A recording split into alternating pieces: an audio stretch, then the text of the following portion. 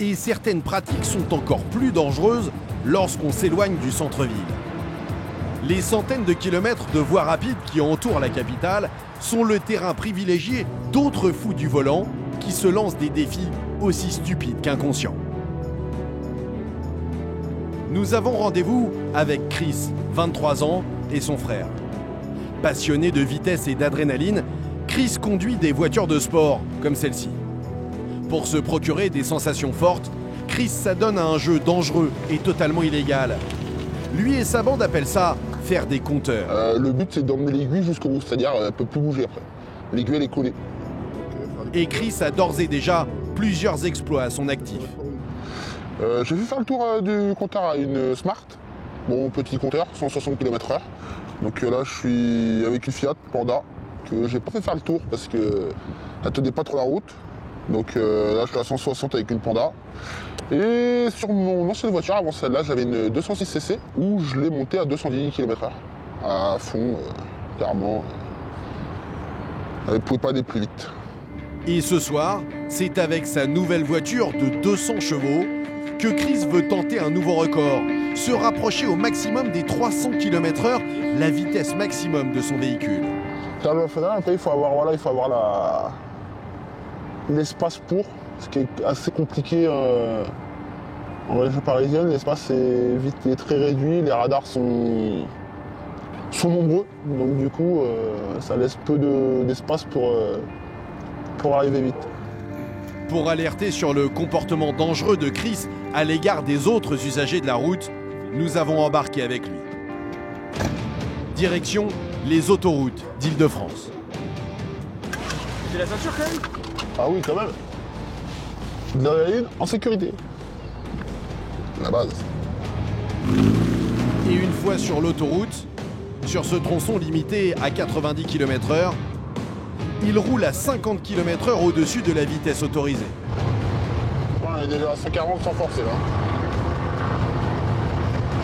Mais la circulation est encore très dense en ce début de soirée.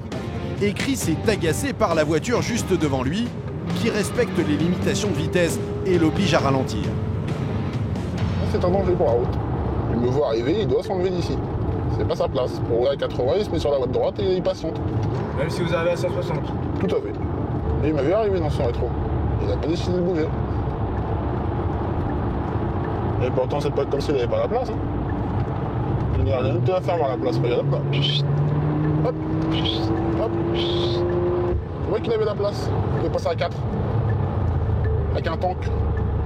Un camion. Même un SMI passé là-dessus. Vous voyez ?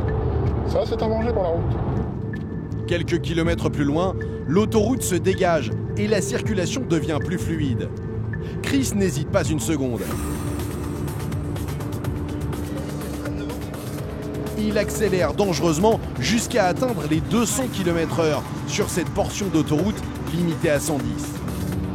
Et malgré les risques, il lâche son volant pour immortaliser son délit. On va prendre une petite photo. Là, on a fait les 200.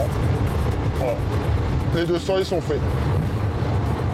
Qu'est-ce que vous répondez à des gens qui vous diraient que vous êtes complètement inconscient ? Bah, je répondrais que oui, je suis inconscient, mais que c'est des risques un petit peu. Si on doit mourir sur un passage piéton, on va sur un passage piéton. Hein. En voiture, sur un passage piéton, le risque est même. Aujourd'hui, on peut mourir partout, on peut mourir assis sur un canapé, en regardant la télé, donc autant kiffer pendant qu'on est jeune et puis on verra après ce qui se passe. Chris ne s'arrête pas là. Il est 23h, l'autoroute A1 est dégagée.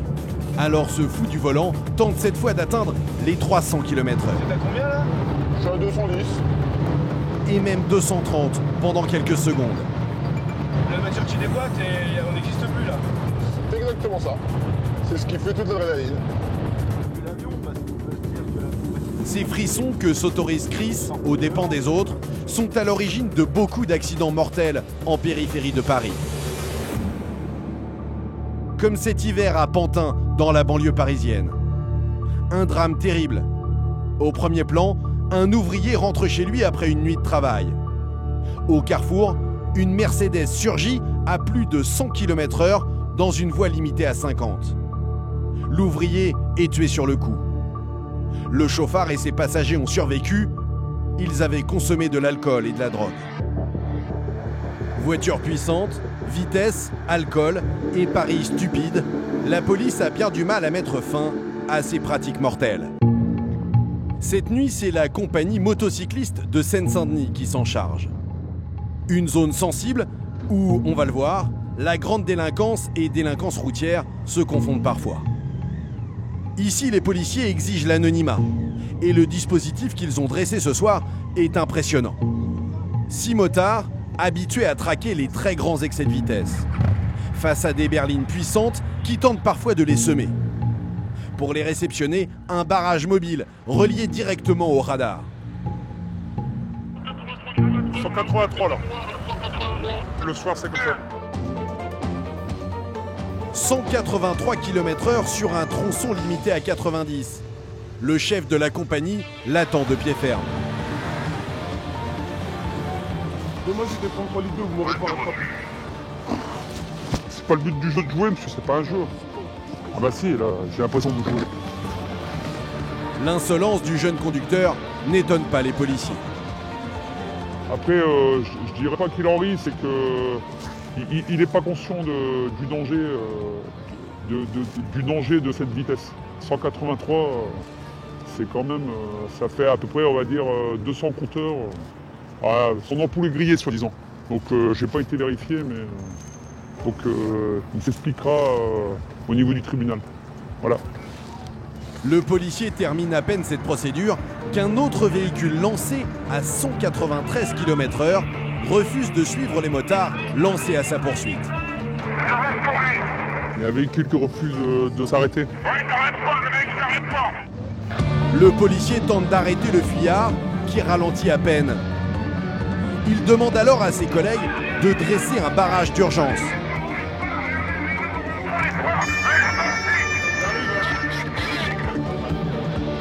Vous sortez de la bagnole tout de suite!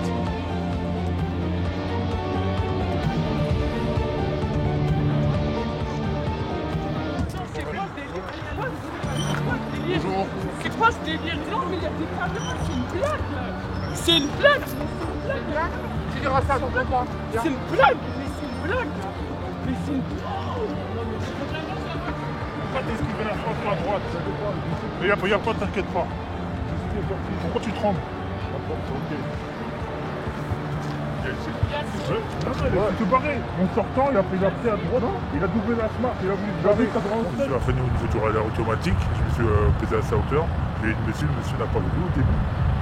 Donc je me suis mis devant lui, j'ai freiné un bon coup. Le monsieur a ralenti, il a commencé à me suivre.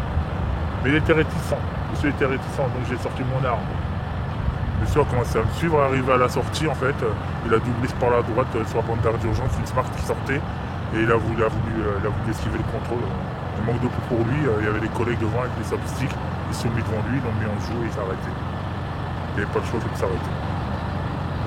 Fin de la cavale pour monsieur.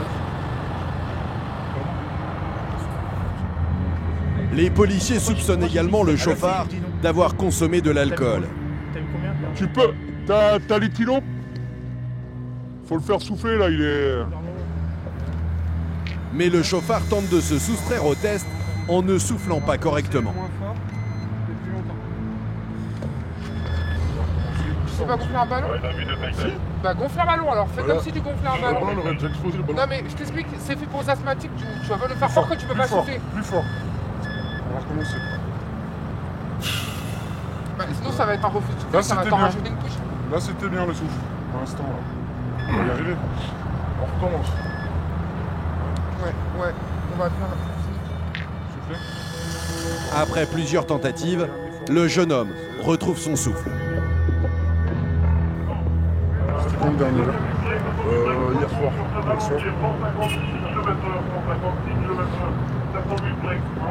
Hier soir, le dernier là.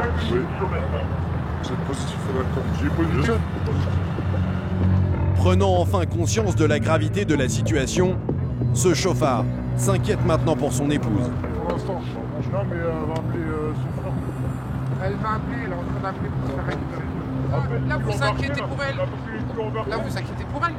Mais tout à l'heure quand elle était avec vous dans la voiture, vous ne vouliez pas vous arrêter. Elle était avec vous. Elle était avec vous sur l'autoroute. Elle était avec vous dans la voiture. Mais tout à l'heure, vous vous êtes pas inquiété pour elle quand vous n'êtes pas arrêté. Non, mais tout à l'heure, vous n'êtes pas inquiété pour elle. On est d'accord? Oui. Bah voilà, alors pourquoi vous inquiétez pour elle là? Elle est assez grande, elle va se faire récupérer, vous inquiétez pas. Ben, elle est sûre pour elle. Allez penser à elle tout à l'heure. Parce que moi, de ma Vous vie... seriez arrêté, ce serait pas passé comme ça, Moi, ni pour elle ni franchement, pour vous. moi, je vous le dis... Victime de la conduite dangereuse de son époux, la jeune femme est prise en charge par les fonctionnaires de police qui tentent de la rassurer. La demoiselle, elle veut appeler un taxi ou un Uber. Vous appelez quelqu'un, la voiture va en fourrière, votre ami il est présenté à un OPJ au niveau de la CRS autoroutière. Car si la jeune femme va bientôt être récupérée par des proches, pour son mari, la nuit va être longue.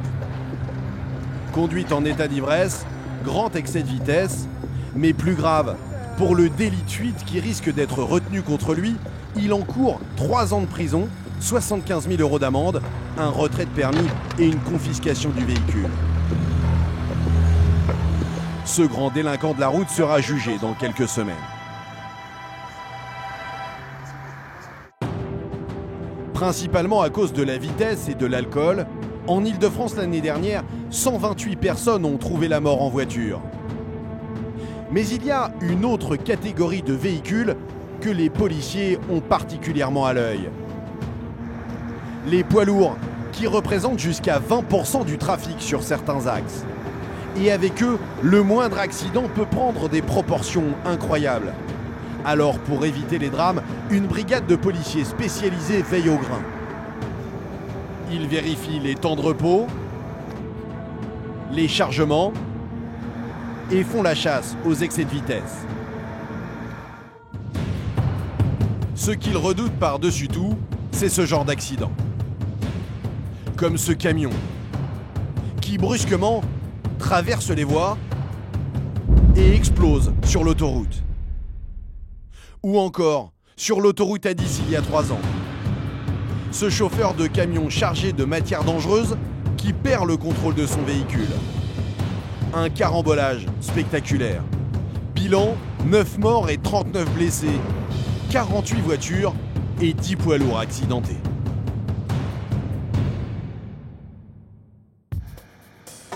Saint-Ouen-l'Aumône, à quelques kilomètres de Paris.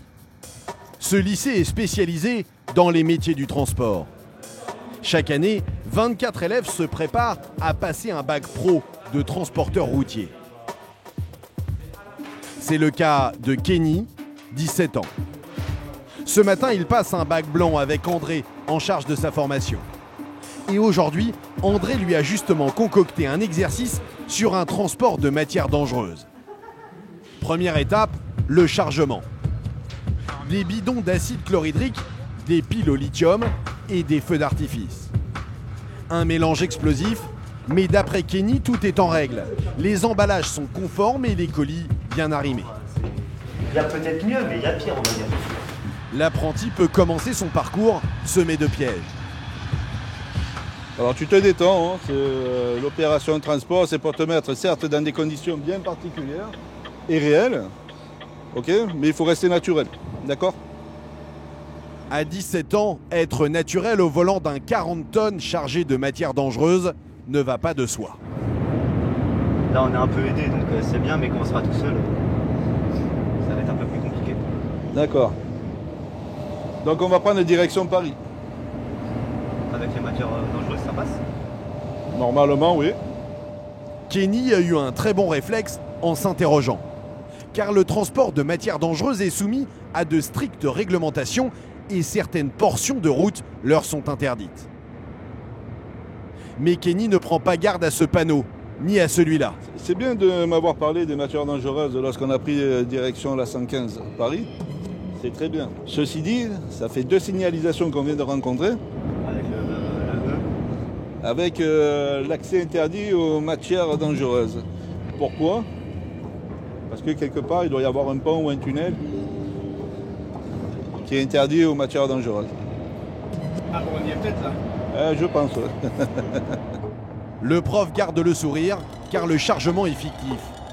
Mais de terribles accidents de la circulation ont régulièrement lieu dans les tunnels. S'ils mettent une signalisation, Kenny, c'est justement pour éviter tous les accidents qui ont eu lieu, notamment l'un des plus graves, le tunnel du Mont Blanc. L'exercice touche à sa fin, mais contre toute attente, un véhicule de police banalisé fait signe au camion école de le suivre. Je sais pas. André tente de rassurer son jeune élève. C'est là qu'il faut rester calme. D'accord? Bien écouter ce qu'on va te dire. C'est la première fois que Kenny a affaire à la police. Vous savez pas lire les panneaux? Et je l'ai vu trop tard. Vous l'avez vu trop tard? C'était marqué 2 fois. Une première fois en marquant que c'était interdit à toute matière dangereuse pour aller sur la 15. Et après, quand vous étiez sur la nationale, c'était marqué dernière sortie avant que ce soit interdiction définitive à toute matière dangereuse. Vous auriez dû sortir là, vous ne l'avez pas fait, vous n'avez plus de tunnel. C'est un délit. Le policier demande à vérifier la marchandise.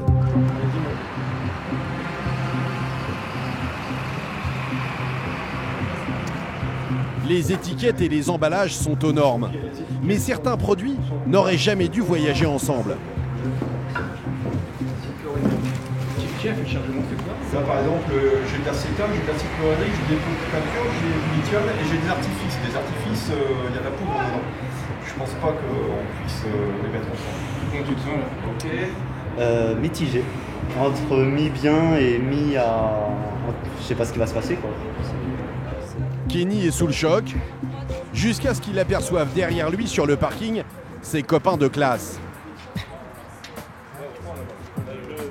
Car ce contrôle est une simulation, un exercice organisé avec de vrais policiers et pas n'importe lesquels. Christophe et Frédéric, des spécialistes du contrôle des poids lourds. Et pour que l'exercice soit le plus réaliste possible, Kenny est invité dans le camion de police, afin d'entendre la totalité des infractions qui lui sont reprochées, les dangers de ses comportements et les peines encourues. Le passage du tunnel, c'est puni d'un an d'emprisonnement et un maximum de 30 000 € d'amende. Ensuite, le transport de marchandises dangereuses non autorisées avec d'autres marchandises dangereuses, c'est un an d'emprisonnement également et 30 000 € d'amende. Et la lettre de voiture que vous n'avez pas correctement remplie, c'est 750 € d'amende. On arrive à un total de 69 158 € d'amende et 1 an d'emprisonnement maximum. Kenny reste sans voix. Il n'est pas prêt d'oublier cette aventure. Et c'est justement le but de cette opération. En soi, le stress, il est un petit peu présent, même si je sais qu'à la fin, je vais pas risquer grand-chose. Mais plus tard, si je fais la même chose, et que je risque beaucoup plus gros. Donc, il y a un petit stress et en même temps, pas de stress, c'est mitigé. Aujourd'hui, une trentaine de futurs conducteurs ont été sensibilisés. Une initiative innovante pour rendre plus sûres les routes d'Île-de-France. Nous retrouvons Frédéric à la compagnie motocycliste du Val-de-Marne. Le policier nous fait une petite démonstration d'une fraude autrefois répandue chez les chauffeurs routiers. Répandue et dangereuse, il s'agit de manipuler cette petite pièce électronique. Alors ça, c'est un capteur d'impulsion qui est branché sur la boîte de vitesse du véhicule. Donc la boîte de vitesse du véhicule elle se trouve ici, juste avant l'arbre de transmission. Et ce capteur d'impulsion, il va enregistrer toutes les informations de roulage du véhicule, donc la vitesse, le temps, les transmettre électroniquement au chronotachygraphe, ici, par un câble. Donc le but, en fin de compte, des chauffeurs ou des sociétés de transport, c'est d'envoyer au chronotachygraphe de mauvaises informations, notamment des informations de repos, quand le véhicule est en roulement. Et pour tricher, les transporteurs utilisaient une petite combine. Donc ce qui se passe, c'est qu'ils mettent un aimant sur le capteur, et cet aimant chinte toutes les informations, et il n'y a aucune information qui revient au chronotachygraphe. En cas de contrôle, la machine fera croire que le camion est à l'arrêt, alors qu'en réalité, il roule et à n'importe quelle vitesse. Un véhicule qui roule à 140 km/h, qui fait 40 tonnes, ça ne va pas s'arrêter en 100 mètres ou en 200 mètres. Prends un véhicule poids lourd qui arrive à un péage où il y a énormément de monde et qui ne peut pas s'arrêter, ça peut être très très grave. Ouais. Il est 8 h, Frédéric s'apprête à contrôler des poids lourds. Bon, on se rejoint en groupe ? Ouais. Direction Thiais, en Île-de-France, vers une aire de repos très appréciée des chauffeurs en transit par Paris. Mais sur la voie express qui l'y conduit, tiens au téléphone. Il vient de surprendre le chauffeur d'un 40 tonnes au téléphone. Il est au téléphone portable. Donc il a été surpris, il sait qu'il va être contrôlé pour le téléphone portable, mais ce qu'il ne sait pas, c'est qu'il va être contrôlé pour toute son activité en fait. It's your right. C'était votre femme au téléphone? Oui, ma femme. Contrôle des papiers du véhicule, du permis du chauffeur polonais, passage en revue du mouchard embarqué, aucune infraction sur les 29 derniers jours susceptible d'être verbalisée. Mais Frédéric n'en reste pas là. Il part maintenant à la recherche d'un éventuel simulateur de bonne conduite utilisé pour tromper l'ordinateur de contrôle. Ah, vous allez carrément dans le moteur là. Oui. Oui, parce que c'est... En fin de compte, il y a des câbles là, il y a un tas de câbles et puis des fois il y a des émulateurs qui sont branchés. Pour vérifier, Frédéric doit mettre les mains dans le cambouis.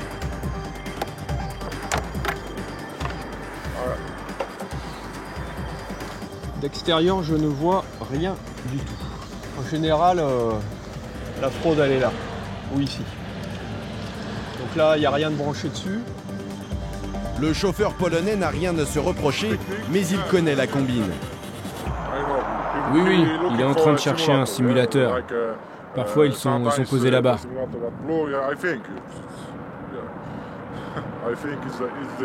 À mon avis, c'est ça qu'ils cherchent. Personne ne parle trop de ça. Je sais que beaucoup de gens sont équipés de ce genre de choses, mais on n'en parle pas.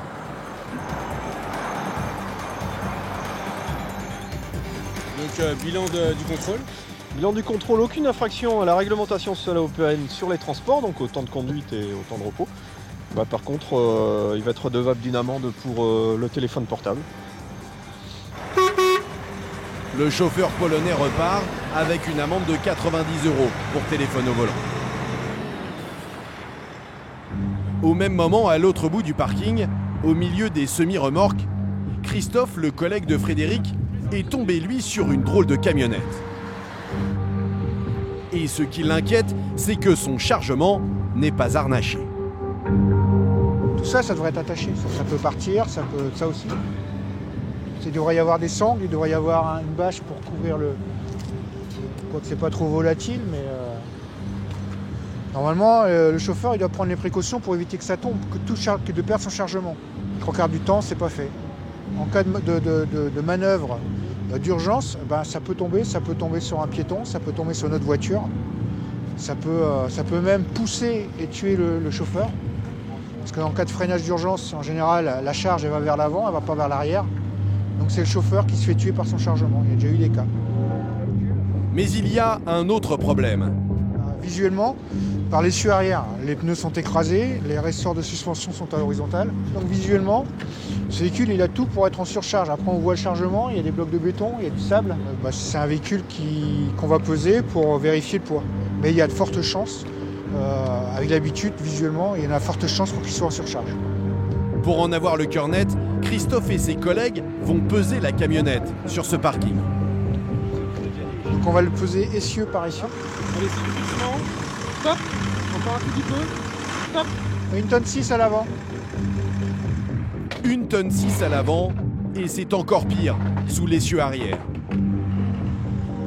1,8 tonne. Et sur l'essieu arrière, il y a 3 tonnes 650. Donc déjà, rien que sur l'essieu arrière, il dépasse le poids maximum autorisé pour l'ensemble du véhicule. Parce que c'est un véhicule qui ne doit pas dépasser 3 tonnes 500.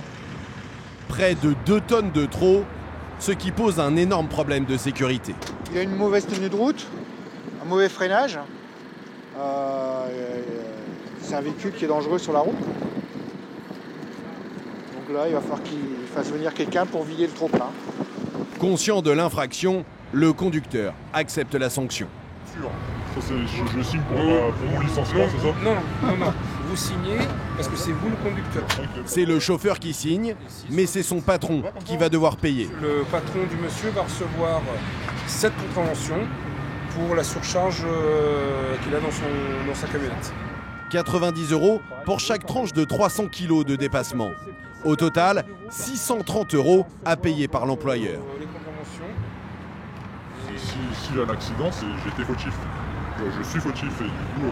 mais bon, on n'a pas vraiment le choix, quoi, parce que de toute façon, comme je vous le dis, déjà à vide, on est quasiment surcharge. Donc c'est soit ça, ou soit on bosse pas. Donc du coup, on n'a pas vraiment le choix. Même. Donc, on vous accompagne pour que vous puissiez décharger l'excédent. Ouais.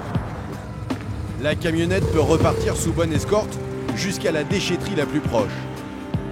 Malgré le travail quotidien des forces de l'ordre, alors que le nombre de tués sur la route était en baisse en France l'an dernier, il a augmenté de 10% en région parisienne.